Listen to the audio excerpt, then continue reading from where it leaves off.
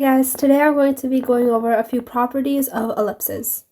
Well, let's first start with the definition of what is an ellipse. An ellipse is the locus of a point in a plane which moves in the plane in such a way that the ratio of its distance from a fixed point, called focus, in the same plane to its distance from a fixed straight line, called directrix, is always constant, which is always less than unity.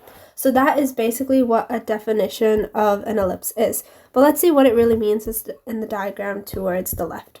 So let's break this definition down a little bit more. It says a point in a plane, so we have the x plane and the y plane,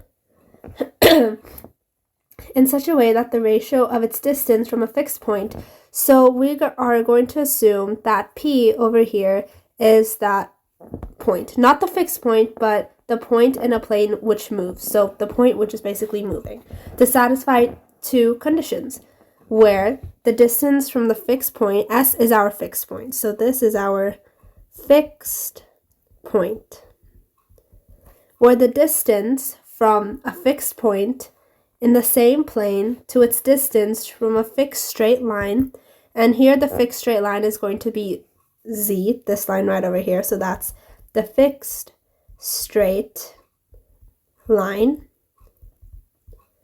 is always constant and less than unity.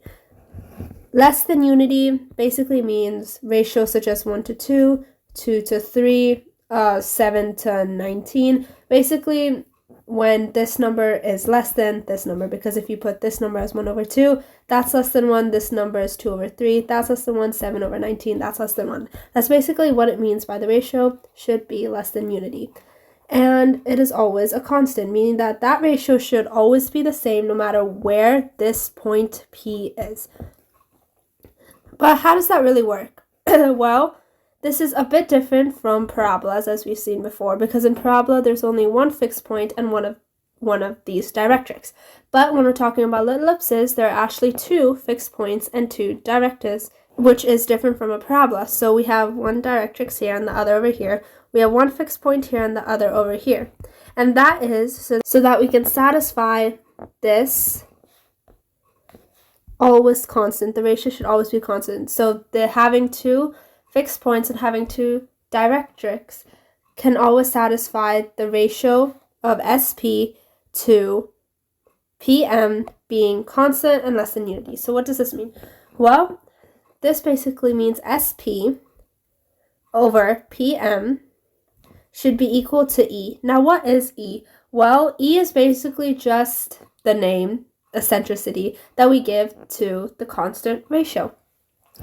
The constant ratio, SP over PM, is equal to E, and that's the eccentricity of an ellipse. Now we have SP over PM equals E, and I got SP from this over here, and I got PM from this over here, so this over this should always be constant. That constant we call E, aka the eccentricity of this ellipse. And rearranging this, we get SP equals E times PM. Now let's start to talk about the properties or features that an ellipse has. First, let's talk about vertex. So each ellipse is going to have two vertices, and the vertices in this case are A and A prime. But how do you know what the vertices are? If you draw a line passing through both of the foci, so passing through this S and this is supposed to be S prime, this S prime and this S, then the points of intersection of this ellipse and that line passing through both foci will be your vertices. So if we write this in word form, we can see that a vertex is where the curve meets the line joining the foci are called vertices of the ellipse. So curve meaning the ellipse, where the ellipse joins the line connecting both foci, which is basically, in this case, x prime x. That is going to be A prime and A. So those are the vertices of the ellipse. Now we're going to be taking a look at what are major and minor axes. As the name suggests, I'm going to be going over a very brief overview of what major and minor axes are. So the major axis is going to be A prime A, and I just want to tell you guys that this is currently taking place where C is the origin, 0, 0. But of course, the ellipse is not always going to be in 0, 0. The reason I took it at 0, 0 is because it's probably the easiest to visualize with. But for now, the major axis is going to be A prime A, and the minor axis is going to be B prime B. Why is that? Well, because the length of A prime A is longer than the length of B prime B.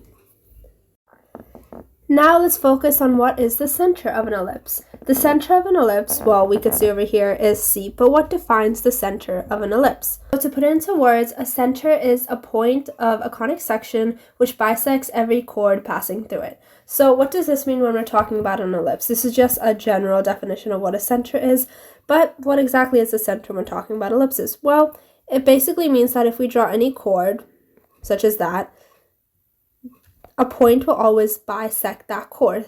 No matter what that chord is, it could be here, here, or maybe even here, there's only one point that will bisect that chord, and that point is called the center. Now let's move on and say what exactly is an ordinate and a double ordinate. Well, an ordinate in this ellipse would be Pn. So Pn would be an ordinate. So this is the ordinate. And a double ordinate, as the name suggests, would just be double of that. So if the ordinate is Pn, then the double ordinate would be P prime. So P prime would be the double ordinate. And along the same lines, the latus rectum is another property, and the latus rectum is nothing but the double ordinate, except it passes through the focus. We know that S is the focus, we know that S is the focus, and we know that S prime is the focus, therefore the latus rectum will be L prime, and R prime. This is the latus rectum. Next, we have an interesting property relating to the focal distances of the ellipse.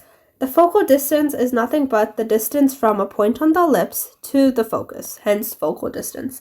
So what is that property? Well, the property is the sum of the focal distance of any point on an ellipse is constant and equal to the length of the major axis of the ellipse. So let's take a look at what it means concerning the diagram over here. The sum of the focal distances of any point on an ellipse is constant. The focal distances are seen in orange, meaning these orange dotted lines and this one. So if you add the length of PS prime and PS, it will be constant no matter where P is. Not only will it be constant no matter what point P is, but that sum will be equal to the length of the major axis, aka A prime A.